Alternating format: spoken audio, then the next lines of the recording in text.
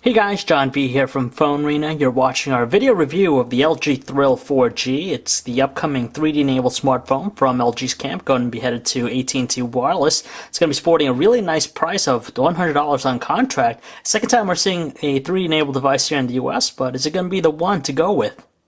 Obviously, the LG Thrill 4G is an exact facsimile to the LG Optimus 3D in Europe, except for the noticeable AT&T branding on the back. Nothing really eye-catching with its design approach. It's kind of similar to other handsets of late.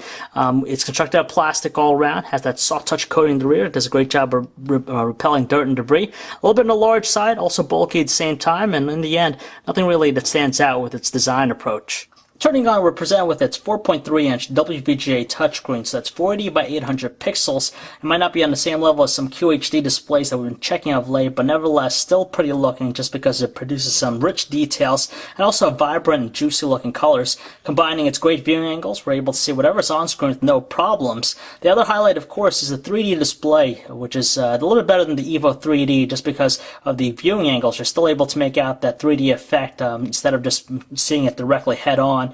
After a little bit of time use it, your eyes kind of get a little bit tired, but it definitely adds that cool neat factor to it.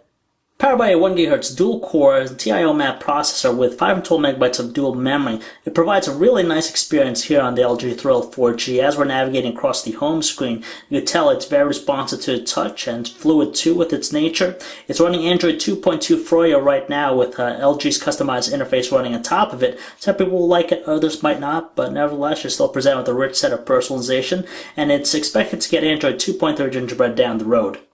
Furthermore, one of the great things about the Thrill 4G is that it highlights its 3D capabilities with a 3D space. It's basically a dedicated 3D interface here that showcases the 3D display.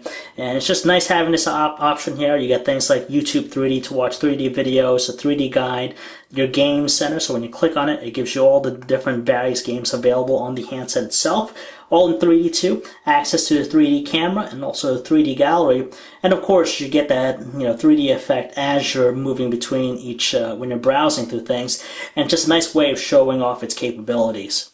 When it comes to inputting text on the handset, it's not a problem just because of the responsiveness and also well-sized keys available with it. You have two options available. You have the stock keyboard here and also the LG one. Both are usable in their form, but obviously the best one's going to be the landscape option.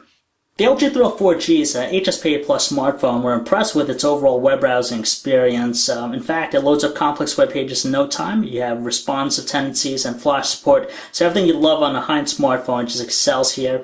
Also, we're just going to show you some of the speed tests that we ran here. You can tell with both download and upload speeds, very impressive for an HSPA Plus device on AT&T's lineup. Much like other LG smartphones of late, it has that nice looking music player interface. It displays your usual stuff in portrait, but in landscape, you get this nice looking carousel effect too. It's something different out there. In terms of the audio quality of the handset, definitely strong, powerful, and doesn't crackle at the loudest volume setting. With its beefy hardware specs and large, beautiful looking display, the video watching experience is fantastic just because it's a lot of rich details and also moves at a nice frame rate. The video wave here is encoded in DivX 1080 resolution, and you can tell it's not slowing down one bit. Using the handset's 5 megapixel autofocus camera on the rear to shoot still images, we're not particularly impressed by the quality just because it lacks any fine detail. It's kind of soft in tone, and on top of that, colors are a little bit on the washed out side. It has some poor dynamic ranges as well. With 3D photos though, it's pretty neat just because you get that sense of depth. You can tell what's closer, what's further away, and definitely works when you look at the display itself. Even with 1080p video recording on board with the handset, we're kind of pulled with the overall quality of the handset just because it lacks any fine details. Very soft looking with its tones, and on top of that, a lot of artifacting. In fact, it has this cartoony effect to it when you look at it at a big screen. It looks nice here on the handset itself as we're playing back. Shoots at 29 frames per second, but you just notice more of the flaws on a bigger display. With 3D videos, it shoots only at 720p resolution. It's nice looking because you get that depth perception with it, but in terms of details, again, kind of lacking that area.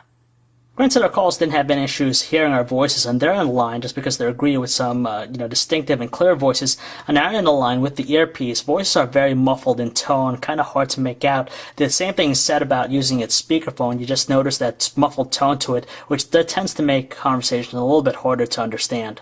During our time testing out the handset, we didn't notice any issues with its signal strength and managed to maintain a good amount of bars in high coverage areas. However though, when we use mobile hotspot functionality, it just seems that other devices trying to connect to it tend to drop their connections for some odd reason.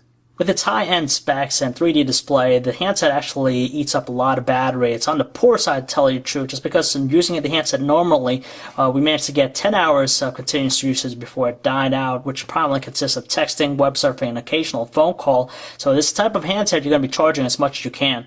There's no denying it, but the LG Thrill 4G's $100 on-contract pricing is by far one of its biggest attraction, and easily beats out stuff like the Evo 3D in terms of pricing. You get a lot of rich specs with it, such as the dual-core processor, the large display, 3D display too, the ability to shoot videos and photos in 3D, and you also have other functionality such as some HDMI out, so you can get a mirrored experience. A lot for the buck, even though it doesn't excel in all areas such as the battery life, and it's kind of poor in taking still shots. But nevertheless, you get that novel feature of shooting photos and videos, and combine its beefy hardware, it's definitely a cutting-edge handset. So if you'd like to learn more about the LG Thrill 4G, you can check out our website, phonearena.com. Thanks for watching, guys.